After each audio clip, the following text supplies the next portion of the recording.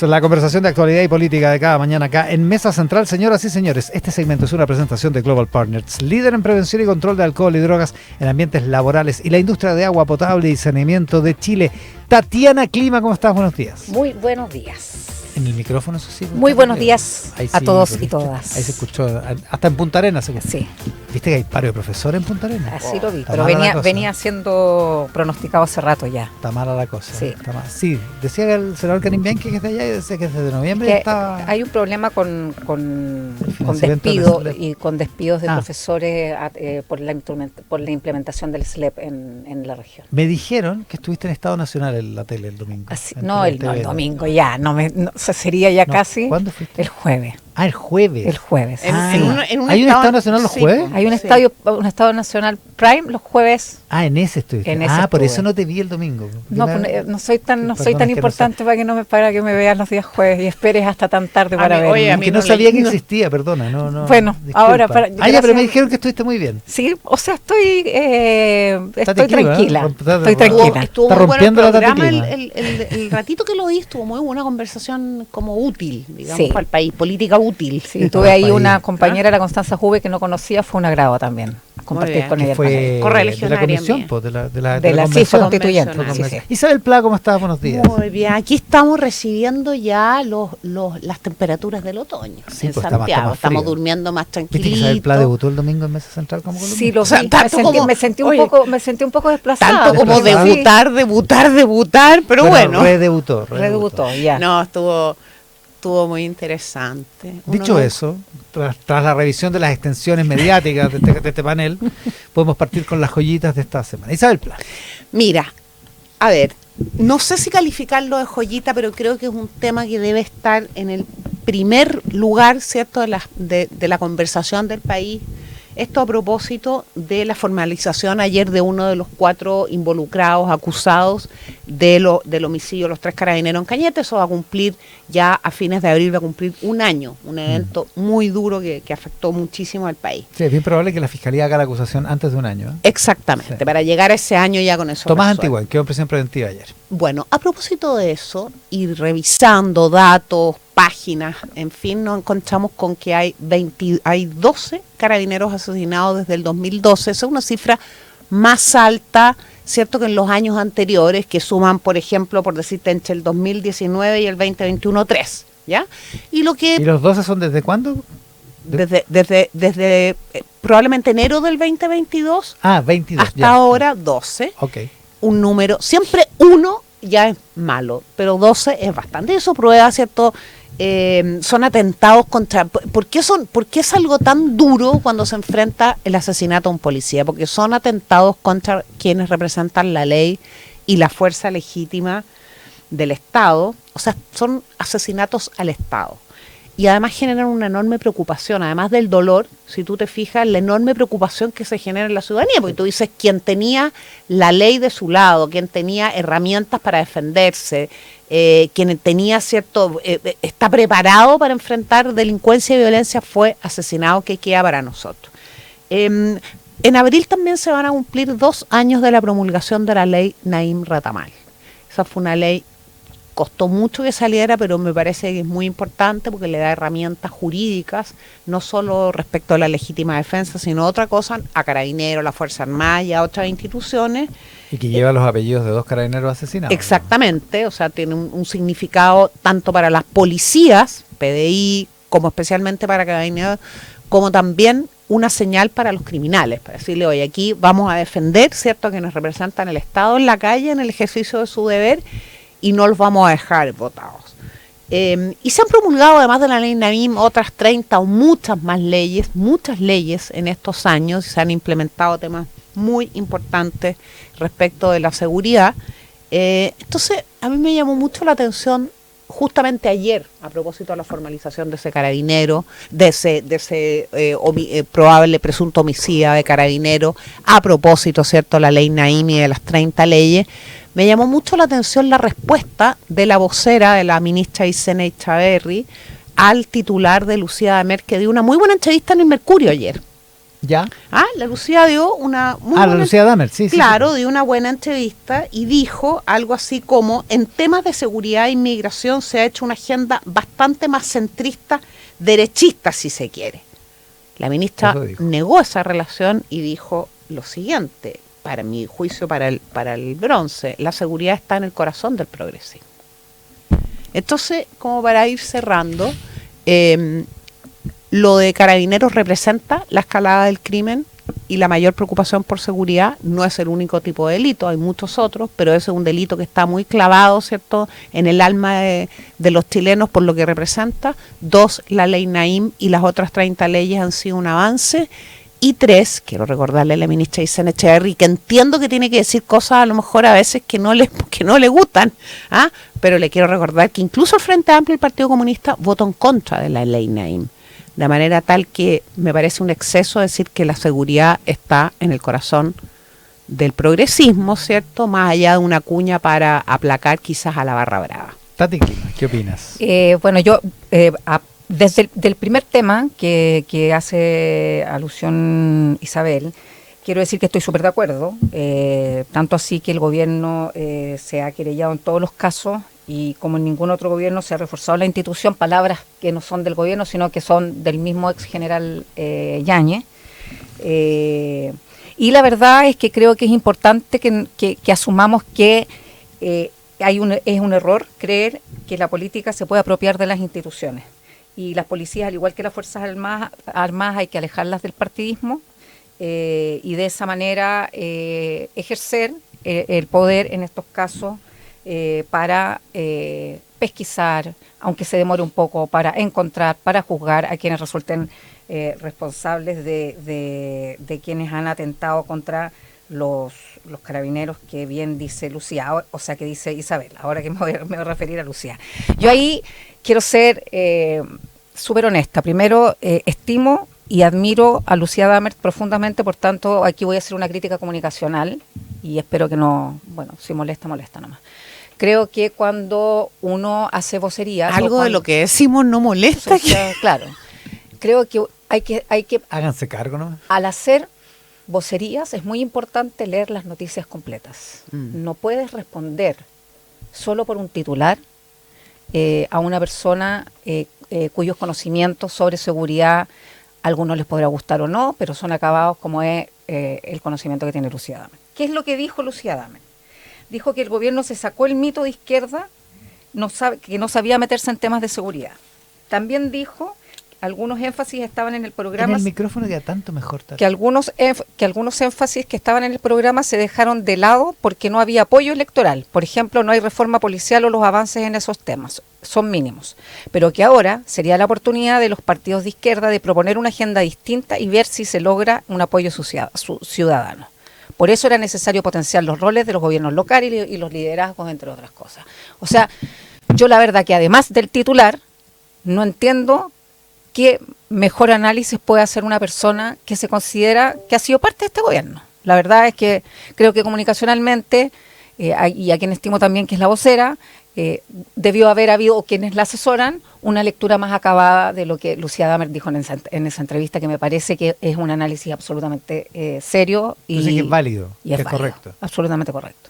¿Estás de acuerdo? Claro, yo habría elegido otra cuña. Lo que pasa es que, a ver, para la audiencia que tal vez no ha habitado la moneda, claro, no siempre, ustedes, claro, pero no a veces se acuerda, ¿cierto?, una manera de enfrentar un tema que eso venía en la pauta de todas maneras, o sea, era un titular y era obvio que le iban a preguntar. Además, ayer, justamente el día de la formalización de este aunque a mí no me deja de impactar que los ministros y otros estén tan pendientes de lo que escribe la gente, lo que sale en la prensa. No, pero mira, lo frasea, yo la escuché. Una pregunta.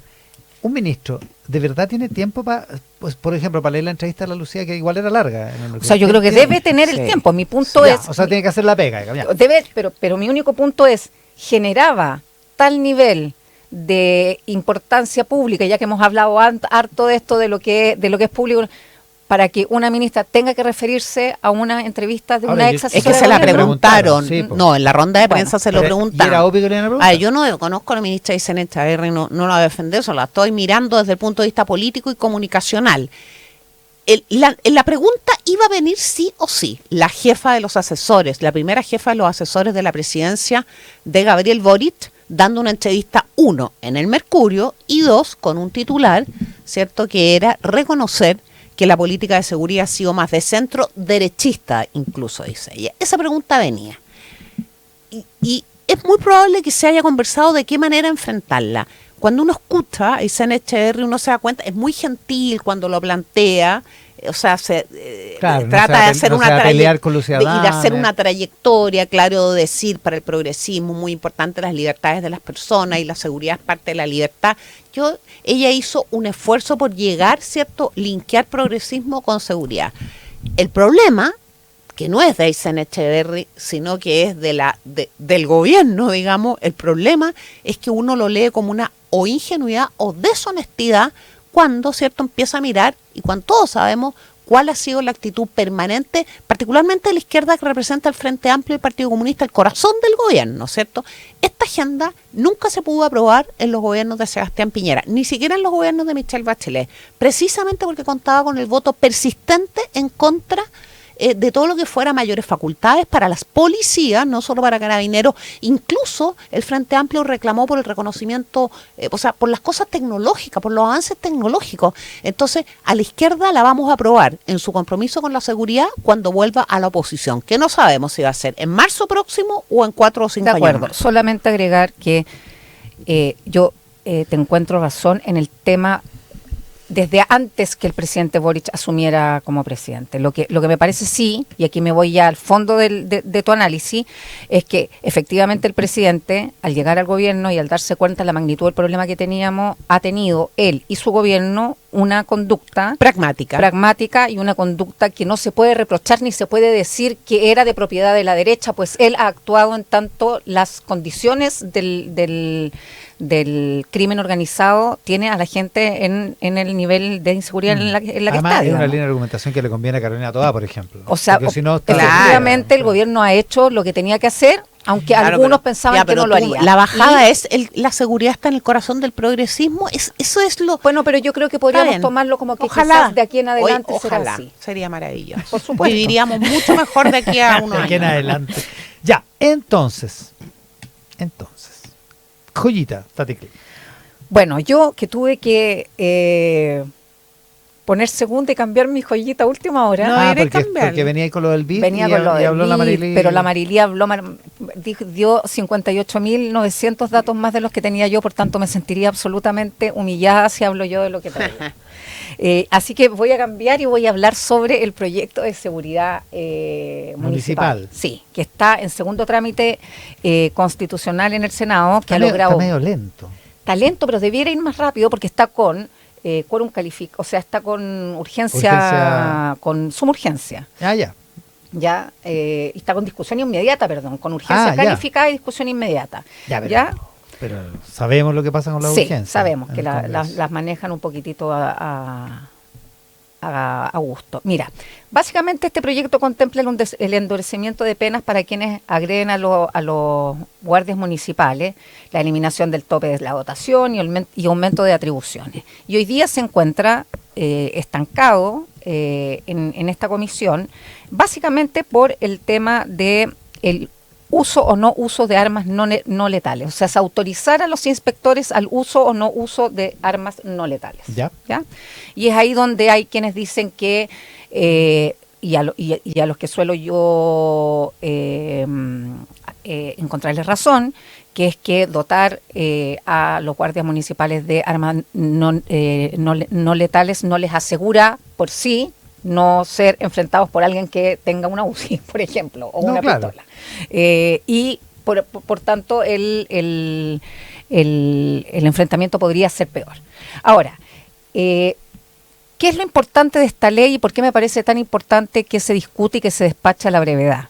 Primero, los funcionarios municipales no pueden... hay como un consenso de que no pueden ser una segunda policía, ¿no? Su rol no es ser una segunda policía. el proyecto, que es algo que no todo el mundo sabe, reconoce la función que hoy ejercen de facto los inspectores en los municipios, porque no hay una ley que los proteja ni que los enmarque dentro, que tengan derechos, deberes, Claro, etcétera. ¿Ya?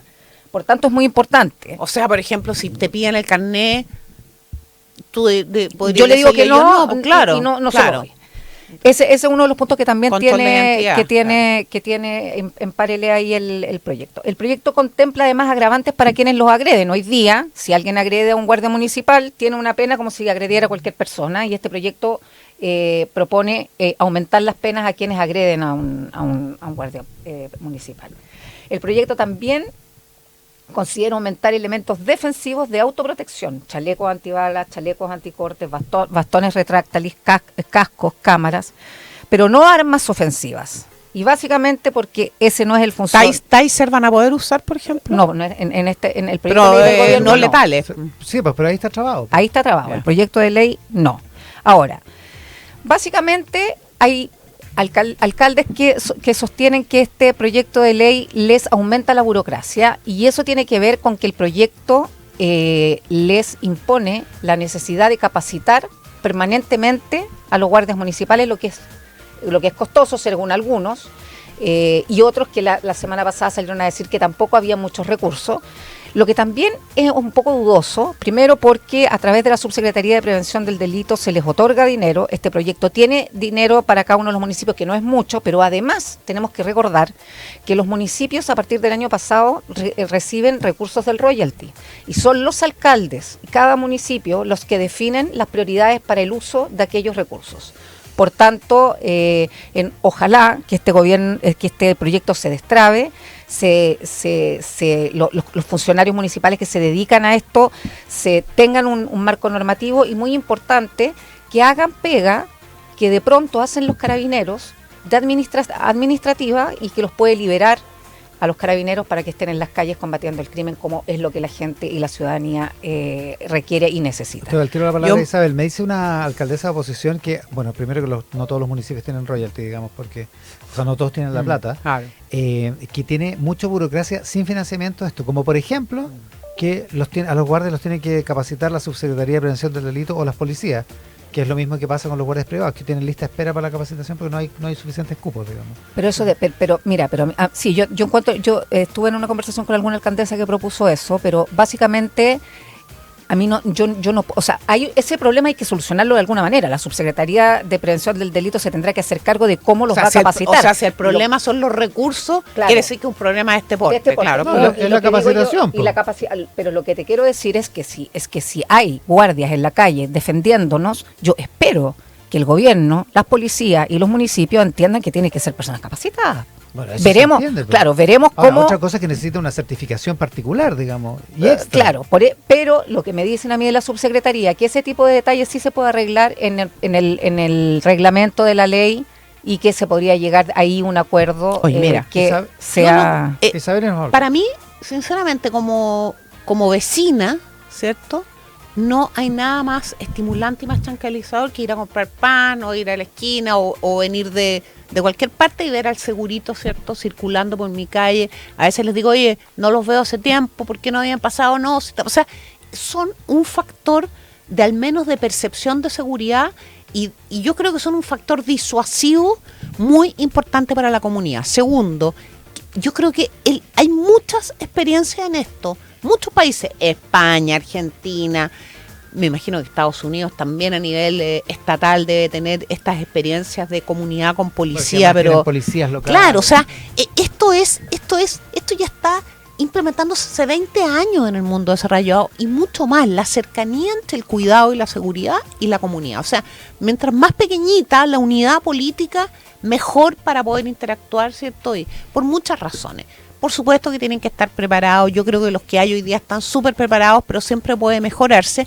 Entonces, yo con mucho cariño a los alcaldes de todos los colores, y especialmente a los amigos míos. Si el problema es la plata para capacitarlo, chitas, resolvámoslo. No sé, aprovechemos que el BID está aquí, pidámosle una luca. Pero, ¿me entiendes o no? O sea, estamos de acuerdo que ayudarían. Estamos de acuerdo que podrían ser un indicador de caída de delitos, por lo menos en algunos sectores en algunas comunas. si el problema es que no hay plata, que ¿quién va a pagar la capacitación, la clase de los guardias? Parece un problema menor. Claro, es un problema menor respecto del gran problema que es una enfrentamos. cosa bien pequeñita, solamente y hacer hincapié en esto, tampoco perder de vista que los municipios tienen una gran labor en la prevención del delito y no pueden dejar de hacer aquello. Eso es muy importante. Tati Clima, Isabel Pla, conversación de actualidad y política esta mañana. En el siguiente bloque también con Quique Mujica. Por la 103.3 FM.